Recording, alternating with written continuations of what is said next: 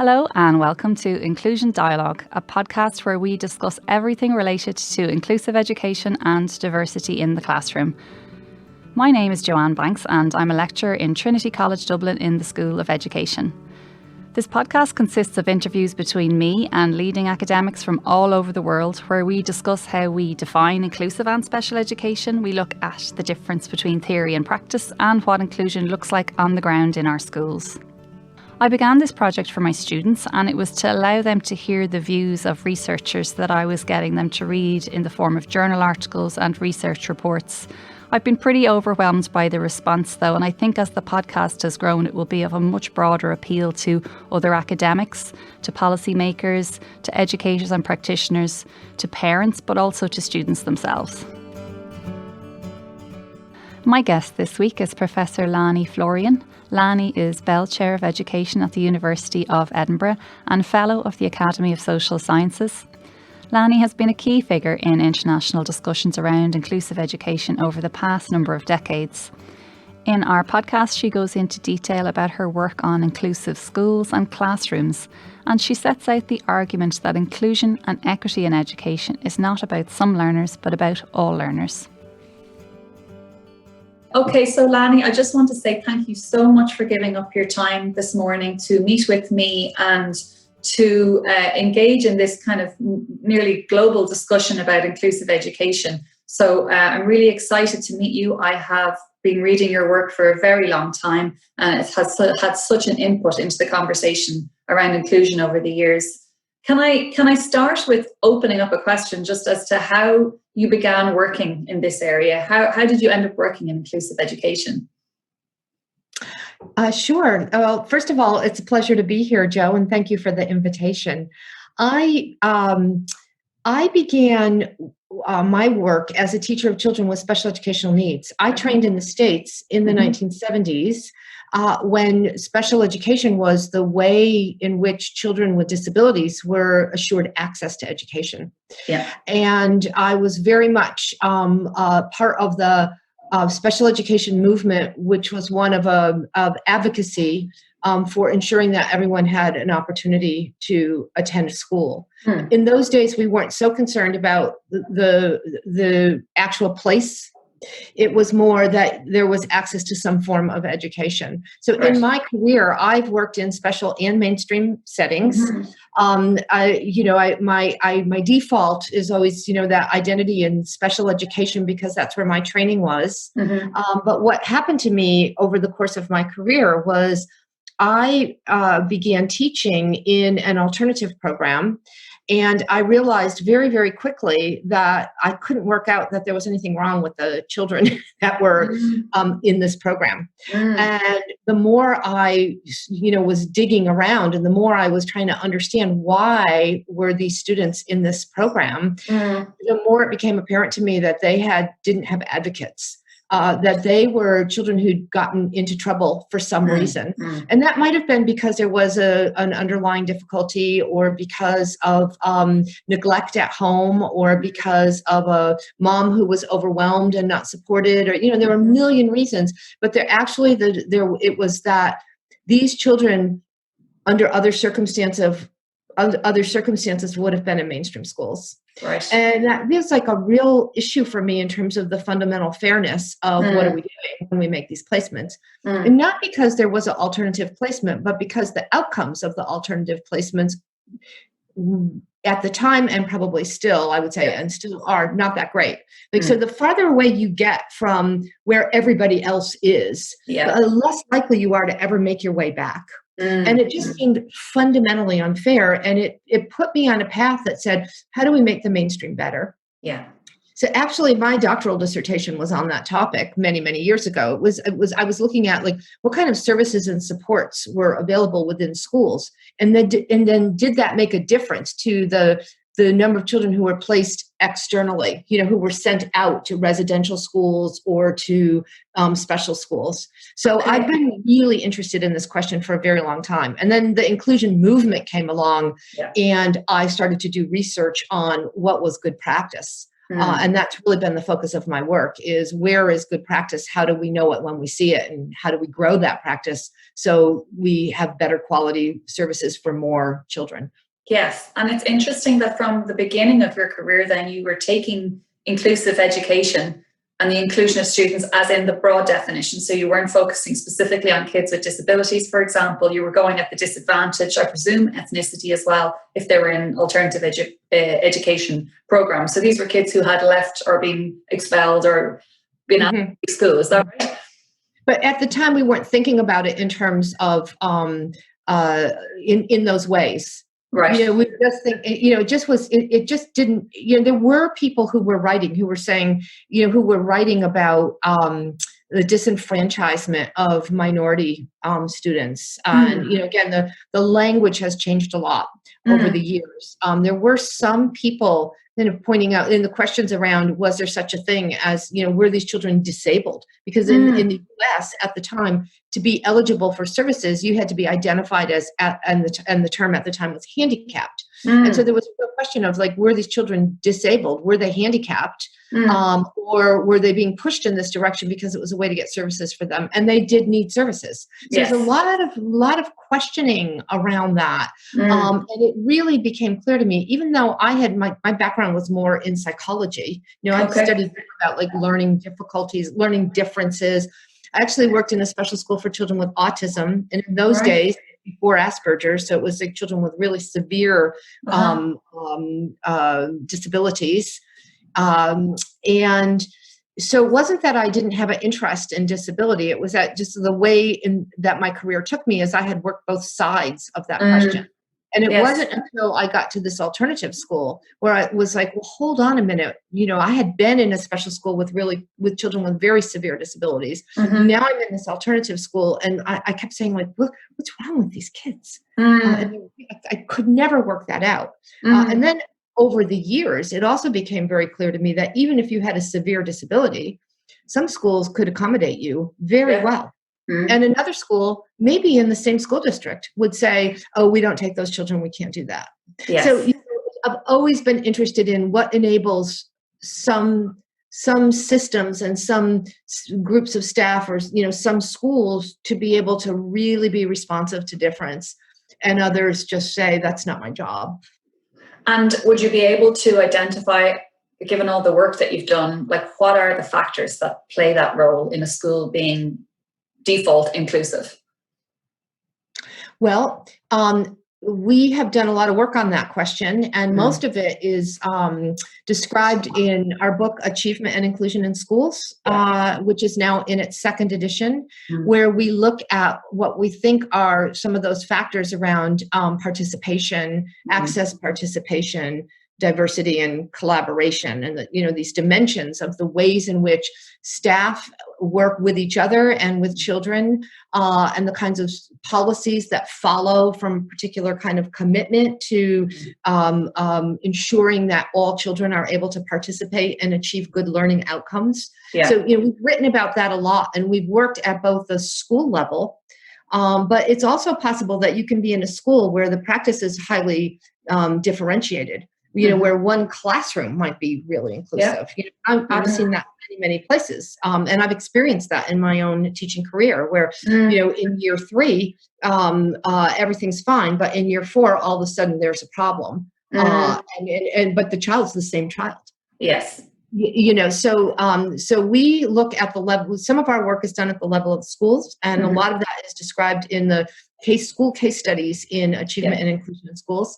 And then we do work at the classroom level that is described in our papers on inclusive pedagogy, where what we've tried to do is study the practices of teachers who have reputations for excellence as inclusive teachers, but also get good achievement results for children. Because one of the barriers to inclusion is teachers feel if I take too broad a group of learners, then some other children are going to suffer because the children who need extra help are going to take up too much of my time. And so, the question becomes, well, what do we do about that? Because if if children are seen as extra work for teachers, it's a problem. Yeah. And yet we also know some teachers are really good at this. What are they doing? So one of the things we've learned about what they do is they really, really understand that each and every child is an individual. And we are all different. Each one of us is different from the other. And that for the most part, teachers are automatically, in a very kind of tacit way, like outside of their awareness, differentiating between each and every student in their classroom. It's a natural thing. And they don't even think about it. But it's only when someone says, oh, well, this child doesn't speak English, or this child has had has behavioral difficulties, or this child has a learning difficulty, then they think, oh my God, well, I didn't do that special, I'm not qualified to teach that child. But what we see is that these teachers, they really, like, they don't identify with that. They just see every child as they think each child is different from another, and some children's differences may be more intensive, but that doesn't, but fundamentally, that doesn't mean they're not capable of teaching those children, even though they may need to bring in specialist support. So a child has a sensory impairment, for example, and they might not know sign language, or they might know we need to do something to make this classroom accessible. So rather than see the problem of the child as someone else's responsibility, they think, this is a problem for me to solve. And how do I work with other people? What do I need to do? What resources do I need to bring to bear so that this child can have a meaningful experience of learning in my classroom? It's not good enough to just be physically present. You have to be engaged. So inclusion is a lot about participation and the way in which teachers, engage with other people to ensure that participation is meaningful and everybody's having a good experience. They care about everybody else as well. It's not like, well, this child has the right to be here and that's just too bad. It's this child is part of the community of the classroom, and we enlist the support of everyone so everyone has a good outcome.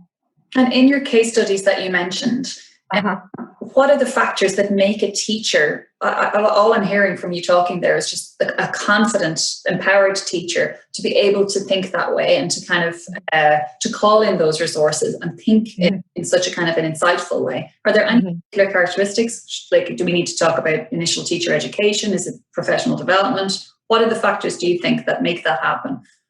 Well, both. I think initial teacher education can reinforce the idea that a teacher is not qualified. If we've got lots of silos with lots of different kinds of courses, then teachers think, oh, well, I didn't do that course. So, teacher education, we need to look at, I do think we need to look at what we're doing within teacher education. A lot of my work was with specialist teachers. I was a teacher educator, I am a teacher educator, but until I moved to Scotland, I'd only really ever worked with specialist teachers who then would collaborate with mainstream class teachers. Now I'm doing a lot more work with mainstream class teachers around these issues of building their confidence, their understanding of, knowing when to ask for resources and help, what to ask for, how to get that. And then also how to apply that in ways that don't further marginalize children. Because we have what, in the literature is called the dilemma of difference, where you bring in an additional resource and it helps the child on the one hand, but it calls attention to the problem on the other. So it marginalizes the child within the classroom. Well, that's not inclusion. So it's about, but it's not what the teacher does, it's the way the teacher does it. So I think, I do a lot of work now with mainstream classroom teachers. One is to critique, well, first of all, to make them like more aware of the power of the bell curve as an organizational structure of schooling and how that works, like the ways in which that works within schools. So that's one kind of structural thing that we do. The other is, also to make them aware of their power, their responsibility and their power through really, in some ways, very simple things like, if you ask a group of students to remember a time when a teacher made them feel stupid in school, there is not a person on this planet who can't tell you that story immediately. It's so close to the surface. And so we try to really focus on, what could have happened, what could have been done differently to avoid that. And you just really try to put teachers in touch with the power that they have to alter the way a child sees himself, for better or for worse. Susan Hart was a colleague at Cambridge who said, everything a teacher does matters, and everything a teacher doesn't do matters. Yeah. So try to really instill not just the confidence, but the sense of like acute responsibility and the understanding of the powerful influence that a teacher has for the better. Yes. So we do that, and then also there's an understanding and more in terms of like just the psychology of learning that the learning capacity is not fixed; it's open ended. And again, the way a teacher teaches can help to enhance the learning capacity of a child. So those kinds of things become the content, the components of our teacher education programs, but then also the importance of continuing professional development, because the bell curve structure of schooling pushes back against inclusion. It makes it hard work, makes it very difficult. So the continuing professional development is what we all need to just keep going. Because it's not possible for a teacher to do this work perfectly all the time. There are too many things that get in the way. Yeah. But they need support to know where and when they can do the work, and then to try to embed that practice and expand that practice. Can I ask you a little bit, like Ireland is at a little bit of a crossroads. You might be familiar, over the last couple of years, there's been a consultation going on about moving to what's being described as a fully inclusive system. So Ireland has this special education system of classes and schools, and we have the mainstream system with supports within the classroom. Where, and I know you've looked at this in your literature, where do you stand on the idea of the separate special education as being an additional resource that runs parallel to the mainstream? Or do you think that the idea of the kind of Canadian, New Brunswick, in our case, example of full inclusion, is it a realistic ambition that we could have? I just go back to it's the way, if the structure of traditional special education as a parallel system to mainstream education, this idea of something additional and different for those who need it, again, it's underpinned by the bell curve structure of schooling. So it's very, very difficult to just say, oh, well, we're going to use the New Brunswick model and we're going to just, everybody's fully included all the time. But even in New Brunswick, they have specialists. Yeah. They have resourced, they might not call it special education or resourced provision or, some of the other words that are bandied about, but they are not ignoring the needs of any particular group of children. They're concerned with everyone, and they have an ethos, the systemic ethos that says we're fully inclusive. And I think that you can have a system of special education, but it's the way you do the work. I have worked a lot in the former Soviet Union, and people say, oh, they have defectology there and it's really terrible. But I've seen defectologists who are brilliant teachers working in mainstream classrooms, working in schools. Now, not all of them do that, but there is I think it's wrong to just make these blanket judgments that if you have a system of special education, then you can never be inclusive, because it's really about the way you work together. So I think in Ireland, there's been a lot of discussion about this. And also it's fairly recently that even this notion of education for all, it's not that is, this is a relatively recent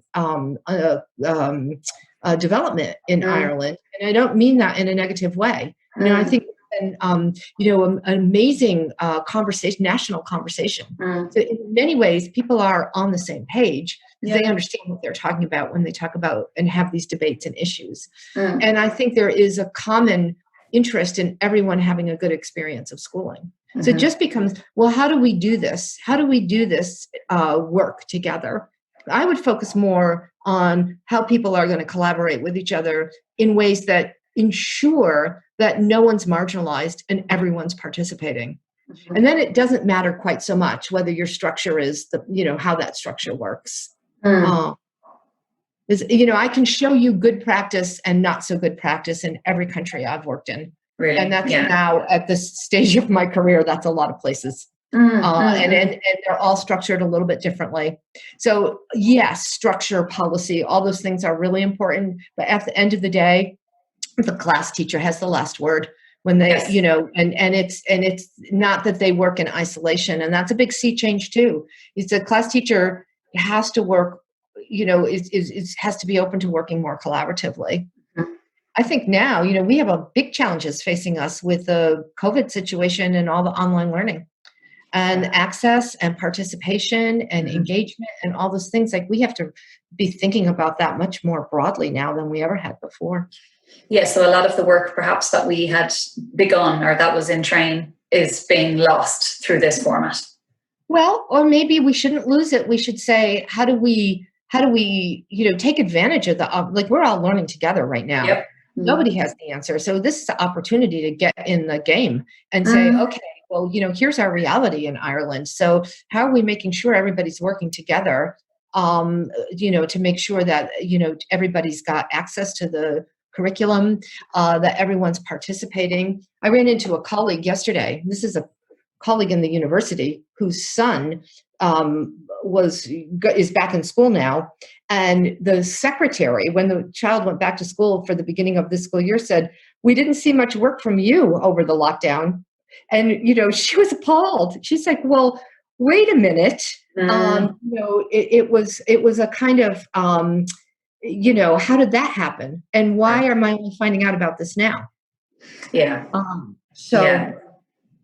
So there's a lot for us to be thinking about and talking about. And, so maybe we're leapfrogging a little bit, but it's not that the will and the expertise is underdeveloped in Ireland. Yeah. It is yeah. not.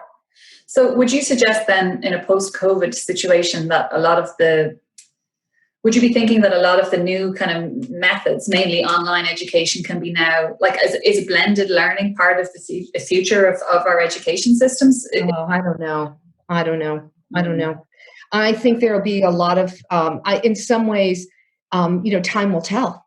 We're all experiencing this on every level, the universities, in our teacher education and, in our secondary schools and primary schools. I think we just, some form of hybrid model will probably exist, but I don't think we have any idea what that will be. What it looks like. But at the same time, there are plenty of things that are happening right now that are really having an impact on children's opportunities. And it's very interesting because some children are just loving all this online stuff. They're just really, they're just sailing through it. They might not be the same children that would have been sailing through if they were in a classroom with 30 other children. It's like we're getting this, there'll be this new mix of children who are struggling. And I think the issue is we need to know who's struggling and, are we doing all we can to enable and support whoever that child is. Yes. You've mentioned the classroom teacher here, and then we've talked a little bit about the system stuff. In your work, where is the school? What role does school leadership play in maintaining and developing an inclusive environment? I think if you want to have really developed school level practices, it's very, leadership. Somebody's got to be leading that. Now, that's often the head teacher, principal of the school, or a department head, or a curriculum coordinator, like, someone on a senior management team, or, like there's an ethos in the school, like to establish and sustain that. The leadership, can, they make appointments, they performance manage teachers, they set school policy, there's many, many things that can facilitate and enable whole school responses to children. I don't think that you want to be, I don't think that it's helpful when you have that, but it shouldn't be an impediment to not doing something if you don't have that. Because there are also plenty of schools where teachers just do the work themselves, and the school administration is kind of silent on some of these issues or not helpful. That doesn't mean that the teachers that doesn't mean the teachers can't do anything. So I don't like to give a message that says, "Oh, you have to have all these leadership components in place." When you have them, it's fantastic. Then you also have a problem of schools that become really famous schools because they're written up in the literature. And they usually have hero innovator leaders who then retire or move on. And then those schools, what happens in those schools? So it's great when you have that, but then it's how do you sustain that over time? And that's usually done by the teachers who are there for a very long period of time, develop culture, at the level of teacher and pupil. Yeah. I'm not going to keep you much longer, Lani, but I just wanted to finish up. You've obviously worked and focused on a number of different national contexts, and you mentioned early on about the inclusive education movement from maybe the 70s and 80s, but where are we at with that now? Well, that's a really great question. I think if you look at the level of the world community and the international organizations, you have the Sustainable Development Goal. Goal 4 is the education goal, and that is inclusive and equitable education for everyone. Now, that's fantastic in many ways, because it really, it's not about that there'll be education. Inclusive and equitable, it sets a standard that is really aspirational, and it doesn't require you to identify particular or single out particular groups of children. Yeah. Having said that, it's impossible not to do that. There's always somebody will be excluded somewhere, and who's excluded varies within across countries and world regions, etc. Yeah. So on that level of no one should be excluded, that's a really important policy. But education is also generally the jurisdiction of the nation state.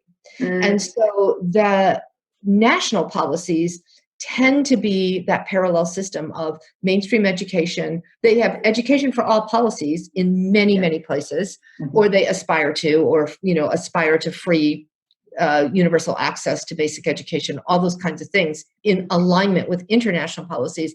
But how that's operationalized within a country is often through mainstream education with then something additional or special. Or parallel, or for some subset of people, and that is where we are. I don't see that changing in a revolutionary kind of way. I see that evolving slowly over time as people get better at doing the work, which is why I think I've really focused on the development of practice and the quality of practice, and how do we evidence that, and how do we keep moving with that while we're waiting for the transformation of systems. So from the ground up. Yeah. So I think it's really interesting, because I teach. This comes up in my teaching all the time. Like the international policy on the one hand, and that's like really far away from the reality on the ground within a country. We've got special schools, special classes, Yeah. And so. Yeah. Becomes a matter of how do we work together in support of a good quality education for each and every learner. And that for me means by making sure that we don't marginalize some, that, like the way that we attend to how some children can become marginalized or othered is something we need to attend to and be thinking about when we're doing our work. Yeah. Okay. Is there anything that you'd like to raise that I haven't touched on today? Is there anything that we've left out? We could talk for a lot of territory. Just, I wish you all the best in the work that you're doing. And I know that I've worked a lot in Ireland. I love Ireland. I know that. Yeah. I think, the opportunities there to develop practice are fantastic. And just, don't stop. Yes. Yeah. Lani, thank you so much for that. I really, really enjoyed it. So thank you very much for your It was a pleasure, Jo. I hope you took something from that interview, so thank you for listening. Feel free to spread the word and share the episode. You can find out more from my academic website, bankoninclusion.com, and I will catch you next time.